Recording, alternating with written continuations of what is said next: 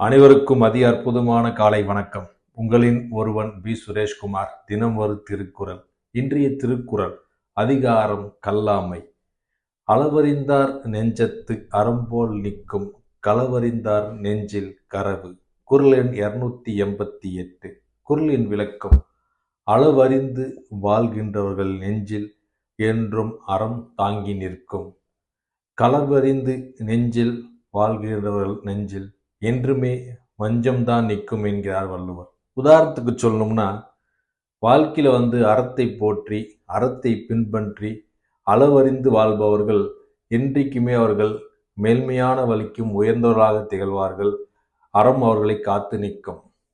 நெஞ்சில் களவறிந்து வஞ்சத்துடன் மற்றவர்களை கெடுப்பதுடன் களவறிந்து திருடுவதாகவும் அர்த்தத்தை கொண்டு களவறிந்து வாழ்பவர்கள் என்றைக்குமே மேல் நோக்கி வரமாட்டார்கள். அவர்கள் கெட்டழிந்து போவார்கள் என்கிறார்கள் அறிஞர்கள். ஆகையால் இக்குறள் மூலம் நாம் அளவறிந்து அறத்தை பின்பற்றி வாழ்வில் முன்னேறலாம்.